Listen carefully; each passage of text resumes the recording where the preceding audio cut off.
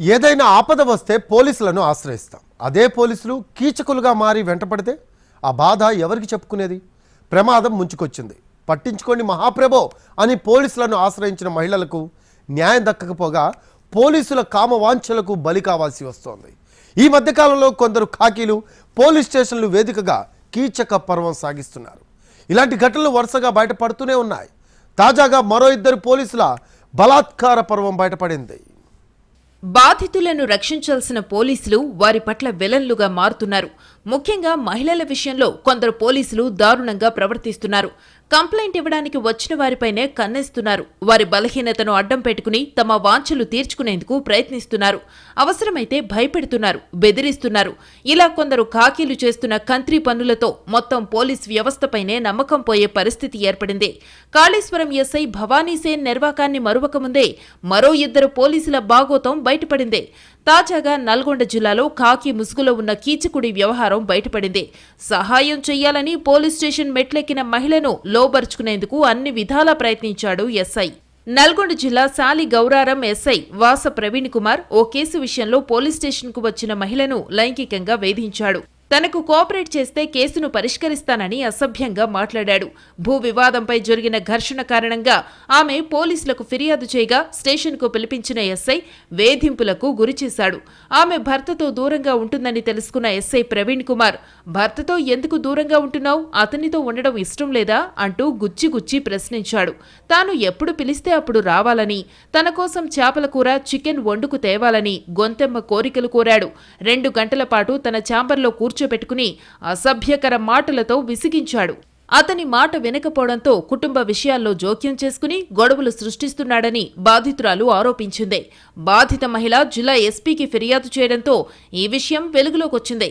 SI Praveen Kumar వ్యవహారంపై దర్యాప్తుకు ఆదేశించారు జిల్లా ఎస్పీ. ఇక హైదరాబాద్లో కానిస్టేబుల్ ప్రదీప్ ఓ మైనర్ బాలికను నమ్మించి గొంతు కోశాడు.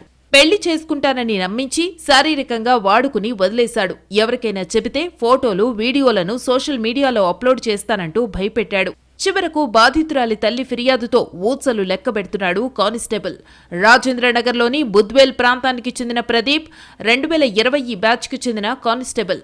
ప్రస్తుతం శంషాబాద్లోని ఆర్జీఐఏ పోలీస్ స్టేషన్లో పనిచేస్తున్నాడు. ప్రదీప్ 4 ఏళ్ల క్రితం చర్చికి వెళ్లినప్పుడు ఓ మైనర్ బాలికతో పరిచయమైంది.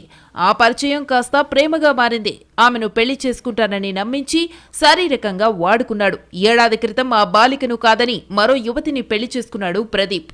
తన పోలీసు తెలివితేటలను ఆ మైనర్ బాలికపై ప్రయోగించాడు ప్రదీప్. ఎలాగైనా ఆ బాలికను వదిలించుకోవాలనుకున్నాడు.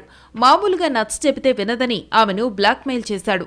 శారీరకంగా వాడుకున్న విషయాన్ని ఎవరికైనా చెబితే తన దగ్గర బాలిక ఫోటోలు, వీడియోలు ఉన్నాయని వాటిని సోషల్ మీడియాలో అప్లోడ్ చేస్తానని బెదిరించాడు. దీంతో కొంతకాలం వరకు మౌనంగా ఉండిపోయింది మైనర్ బాలిక. కానీ ఈ విషయం బాలిక తల్లికి తెలియడంతో వెంటనే రాజేంద్రనగర్ పోలీసులకు ప్రదీప్పై ఫిర్యాదు చేసింది. ఇంటర్నల్ దర్యాప్తు చేసిన పోలీసులు ప్రదీప్పై ఆరోపణలు నిజమేనని గుర్తించారు. 17 ఇయర్స్ అమ్మాయికి ఉంది.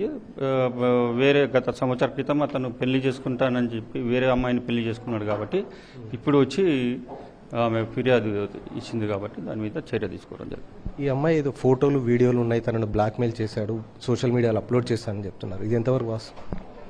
అది కూడా ఇప్పుడు వెరిఫై చేసినాం. ఫోటోలు తీసుకున్నాడు. తీసుకున్న తర్వాత ఎవరికైనా చెప్తే నేను ఇవి ఫేస్బుక్లో పోస్ట్ చేస్తానని చెప్పి బెదిరిస్తున్నాడు అనే రకంగా చెప్పినారు. అవి కూడా వెరిఫై చేస్తాం. కానిస్టేబుల్ ప్రదీప్పై కేసు నమోదు చేసిన పోలీసులు అతన్ని అరెస్టు చేసి కోర్టులో హాజరుపరిచారు. ప్రదీప్కు 14 రోజుల రిమాండ్ విధించింది కోర్టు.